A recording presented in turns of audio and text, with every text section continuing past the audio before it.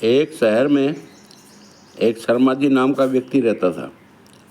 उसका कपड़े की बहुत बड़ी फैक्ट्री थी और उसमें हजारों श्रमिक काम करते थे। तो उससे शर्मा जी को पैसे की बहुत ज़्यादा आमदनी होती थी। एक दिन की बात है, शर्मा जी अपनी फैक्ट्री के गेट पे खड़े थे तो एक घायल कुत्ता, जिसके तीनों पैर किसी एक्सीडेंट में कोई कुचल के चला गया और एक पैर बचा, उस पैर से घसीटते घसीटते रोड पार कर रहा था।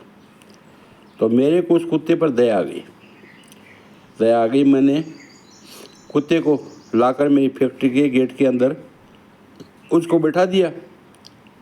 अब मेरे को ये लगा कि मैं इसको रोटी खिलाऊं या नहीं खिलाऊं। फिर अचानक मेरे को प्रभु का याद आई कि देखें प्रभु इसकी कैसे मदद करता है और इसको कैसे रोटी खिलाता है। शाम होते ही एक कुत्ता फैक्ट्री के गेट से नीचे घुसा और एक रोटी लाकर उस घायल कुत्ते को खिलाई।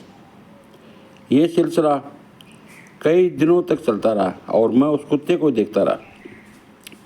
आखिर वो कुत्ता ठीक हो गया, चलने फिरने के लायक हो गया और वो कुत्ता वहाँ से चला गया।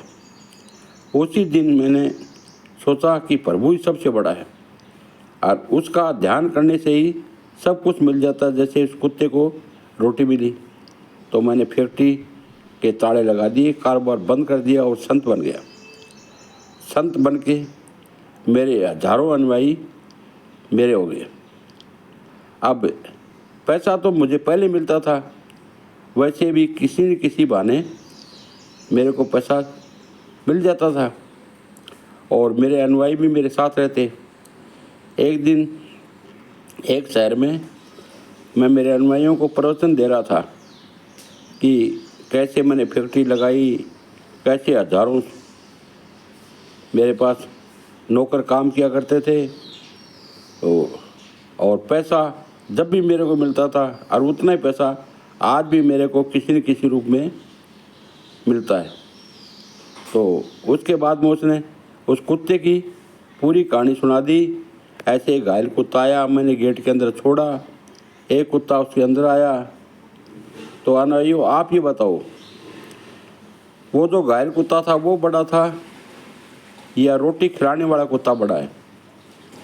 तो एक अनुयायी ने कहा कि मैं बताता हूँ शर्मा जी, वो घायल कुत्ता था वो छोटा और रोटी खिलाने वाला कुत्ता बड़ा था। तो बोला आपने कैसे पता किया कि जो रोटी खिलाता है वो ही उसका भगवान है, उसी ने उसको रोटी खिलाई है? लेकिन आपने बहुत गलत काम कर दिया। बोलो कैसे? बोलो आप हजारों आदमियों को छोड़ के, आप वो बड़े कुत्ते थे, आपने हजारों नौकरों को छोड़ के अपना संत का रूप धारण कर लिया, लेकिन आप उन नौकरों को रोटी कौन खिलाएगा? उनके सारे चूल्हे बंद हो गए हैं और रोटी खिलाने वाले तो आप थे। भाई भगवान ने आपको भेजा था, कभी हजार परिवारों की जिम्मेदारी आपकी है, आप इनको रोटी खिलाएंगे। अब आपके तो पैसे तो मिल गए, लेकिन उन हजार परिवारों को क्या होगा जिसके पास आज एक फूटी कौड़ी नहीं है, ना कोई भोजन सामग्री है? अब उसकी आंखें खुल गई। उसने सोचा तुमने तो बहुत गलत कर दिया।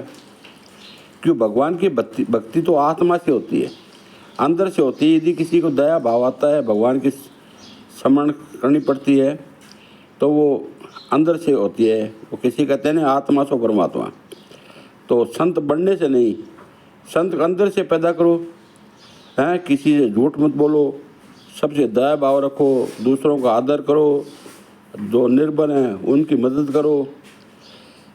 तो वो हाथों हाथ वो प्रवचन देना छोड़ दिया और उसने आके फैक्ट्री का ताला खोल दिया और सब नौकरों को कहला दिया, आ जाओ भाई, आज से तो आपकी फैक्ट्री चालू है।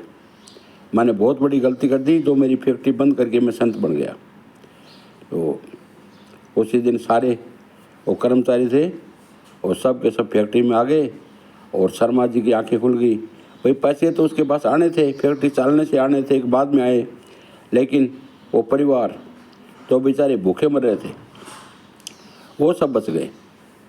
तो इस कहानी से यही मत आदमी आता है कि यदि आपको मदद करनी है, यदि आपको प्रभु को याद करना है, तो प्रभु तो अपने दिल में है, अपनी आत्मा है, वहीं से उसको याद करो और दूसरों की सेवा करते रहो। जय हिंद।